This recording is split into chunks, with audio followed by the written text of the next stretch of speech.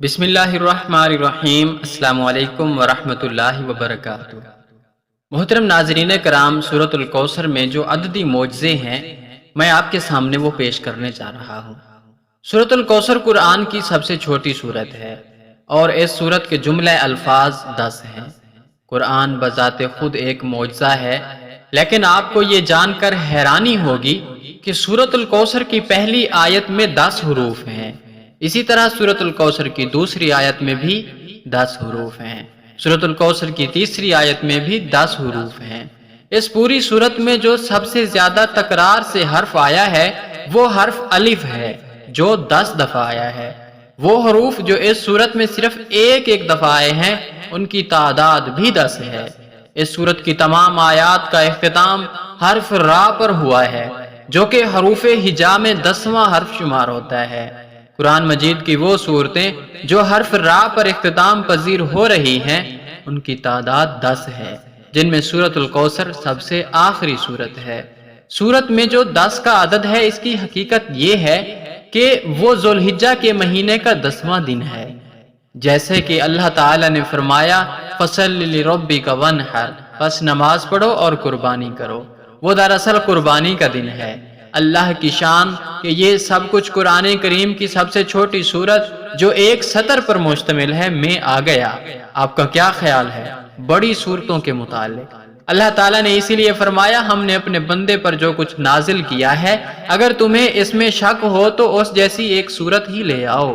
ناقابل یقین انفارمیشن ہے ناظرین کرام، قرآن حکیم کا دعویٰ ہے کہ اس میں کوئی باطل بات داخل نہیں ہو سکتی، اس لیے کہ قرآن حکیم کا ایک حرف اتنی زبردست کیلکولیشن اور اتنے حساب و کتاب کے ساتھ اپنی جگہ پر فٹ ہے کہ اسے تھوڑا سا ادھر ادھر کرنے سے وہ ساری کیلکولیشن درہم برہم ہو جاتی ہے، جس کے ساتھ قرآن پاک کی اعجازی شان نمایاں ہے۔ اتنی بڑی کتاب میں اتنی باریک کیلکولیشن کا کوئی رائٹر تصور بھی نہیں کر سکتا۔ بریکٹس میں دیے گئے یہ الفاظ بطور نمونہ ہے، ورنہ قرآن کا ہر لفظ جتنی مرتبہ استعمال ہوا ہے وہ تعداد اور اس کا پورا بیک گراؤنڈ اپنی جگہ خود علم و عرفان کا ایک وسیع جہان ہے۔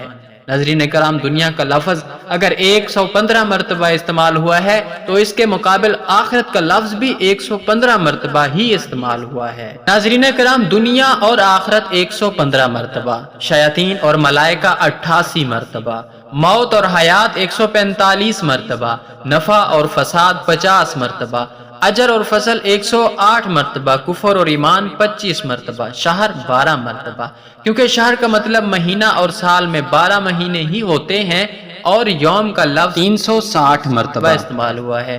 اتنی بڑی کتاب میں اس عددی مناسبت کا خیال رکھنا کسی بھی انسانی مصنف کے بس کی بات نہیں، مگر بات یہیں ختم نہیں ہوتی۔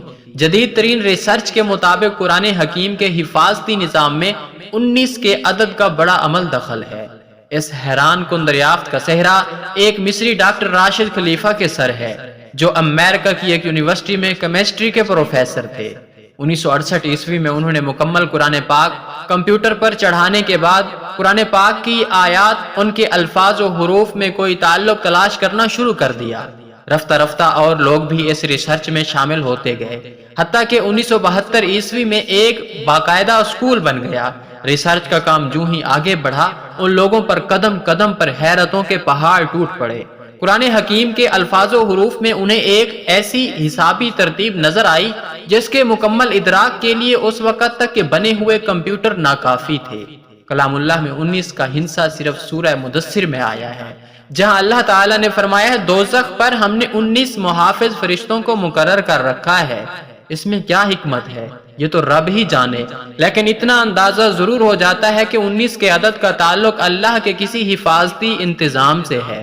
پھر ہر سورت کے آغاز میں قرآن مجید کی پہلی آیت بسم اللہ کو رکھا گیا ہے، گویا کہ اس کا تعلق بھی قرآن کی حفاظت سے ہے، کیونکہ ہم دیکھتے ہیں کہ بسم اللہ کے کل حروف بھی 19 ہیں۔ پھر یہ دیکھ کر مزید حیرت میں اضافہ ہوتا ہے کہ بسم اللہ میں ترتیب کے ساتھ 4 الفاظ استعمال ہوئے ہیں، اور ان کے بارے میں ریسرچ کی تو ثابت ہوا کہ اسم پورے قرآن میں 19 مرتبہ استعمال ہوا ہے۔ لفظ الرحمن 57 مرتبہ استعمال ہوا ہے، جو کہ 3 × 19 کا حاصل ہے۔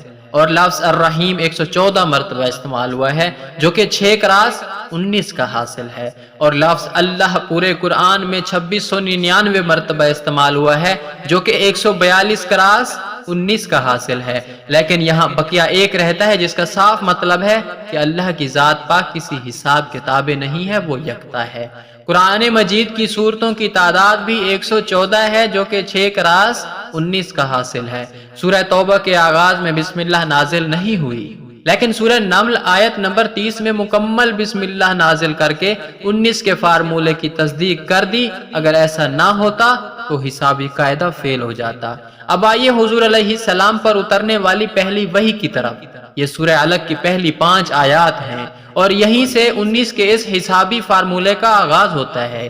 ان آیات کے کل الفاظ 19 ہیں اور ان 19 الفاظ کے کل حروف 76 ہیں جو کہ ٹھیک 4 کراس 19 کا حاصل ہیں۔ لیکن بات یہیں ختم نہیں ہوتی۔